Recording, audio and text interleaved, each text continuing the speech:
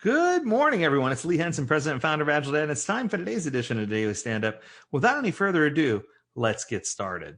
So someone sent me an article that they wanted me to review. It was an article from scrum.org, and it talks about transparency, inspection, and adaptation. So it's talking about the empirical process. And the question comes up about how we apply those in our life. And in a recent training I had, one of my students mentioned, they say, Lee, man, I took your training like over a year ago and I barely recognize you. They're like, it's like you lost so much weight. Man, I told them, thank you. I've lost 55 pounds. So I'm proud of that achievement. I'm well on my way, but I've still got a long way to go. Trust me, I've still got at least 50 to go. And I think this question kind of ties in. So they started out this article on scrum.org.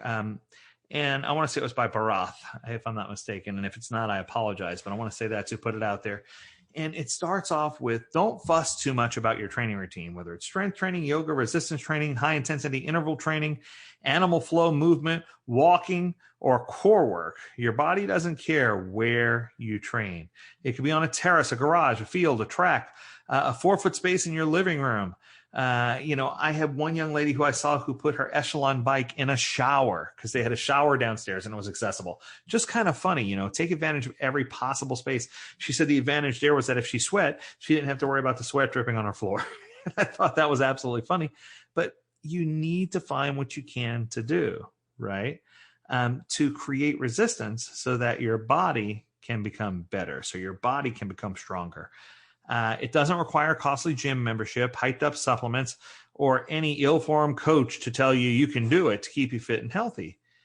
Your body simply learns to respond to how consistent you are. Now, here's what's interesting. A lot of people say in Agile, you need to focus on outcome over output, which I firmly agree with. But I think you also need to put some focus on input. Let me explain. So if you're trying to become healthy, one of the first things they tell you is diet matters, right? What you feed your body results in what your body craves for. So if you're going to feed your body a ton of sugar, it's going to crave more sugar, and it's not going to use the tools that you're giving it properly. If you can find a way to control your urges and control your appetites, and you control your input, it's going to make it easy for your body to know what to do with the energy that's provided to it when it receives that energy. Right? So I think the key here is your body learns how to respond to how consistent you are with your workouts, to the foods that you eat, and to how hard you work. Your intent here is to show up and listen to your body and prioritize how you're going to do things. So if this was an Agile project, I would say set up a backlog that talks about what type of things you choose to do throughout the day.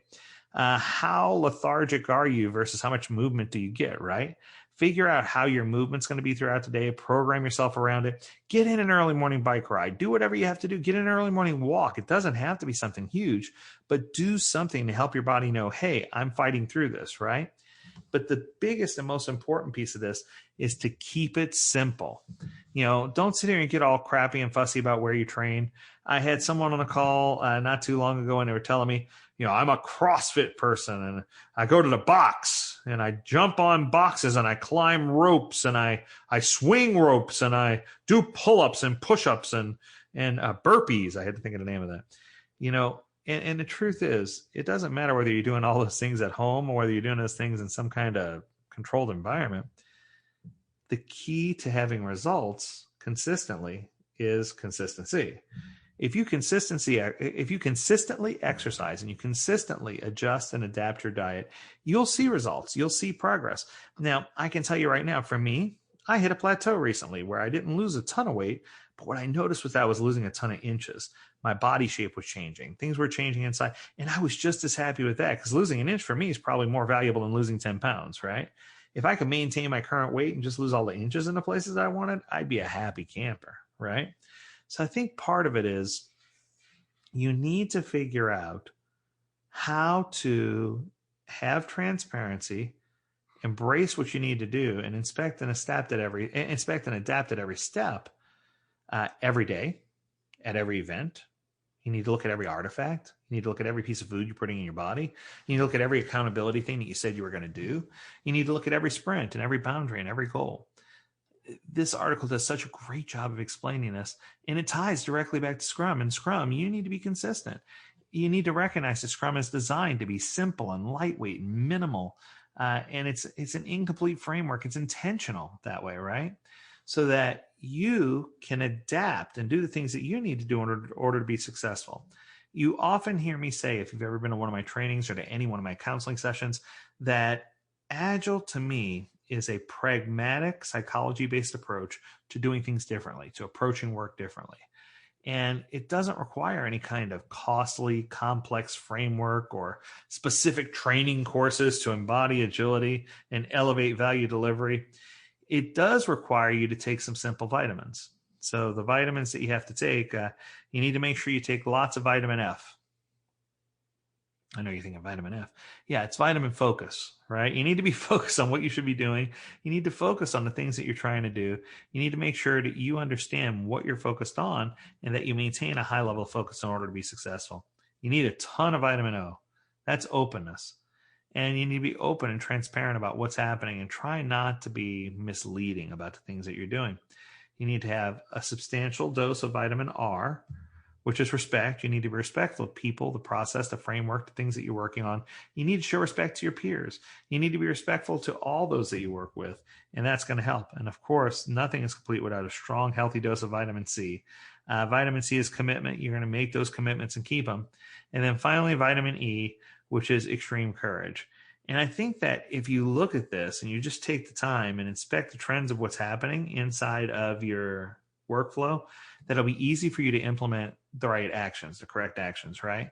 So the truth is, if you're doing inspection, but you're doing it without transparency, you're misleading people. You need to do inspect, but you need to be transparent and say, hey, let's look into this and see how it's going and make sure everyone's aware of what you're trying to do, right? The truth is, inspection enables adaptation. Inspection without making changes is pointless. Trying to do the same thing over and over again, but expecting a different result, the definition of insanity, right? So we need to make sure that we are willing and ready to adapt and make the changes necessary in order for us to be successful. You know, I think that whether it's trying to find success in our daily routine so that we can be a stronger person, or whether it's finding time to change and to adapt and to adjust our daily agile routine, I think that either way, we need to strengthen those muscles. We need to do some resistance training. So my challenge for you, my homework, is to find a way to work out those muscles. One of those would be to share what you know, and you already here, so you know about the Daily Stand-Up Podcast. Share that with at least one other person today. Tell them, hey, check this out. This is something you need to listen to, because I think the more people that we get on board listening to this and the more we create a movement, the easier it's going to be for us to say, you know, scrum on and to get it going and to just really drive things in the right direction, because Scrum was never intended to be something difficult. I tried to tell that to the people who created the Scrum doc or the Disciplined Agile Delivery doc. You know, Scrum or Agile in general was never intended to be complex. It was always intended to be something simple, straightforward, and something easy. And that's why I appreciate Jeff and Ken and their willingness to get that Scrum guide down to 13 pages, because I think that that's just brilliant. If we keep things simple, if we keep things focused, that's going to help us be successful.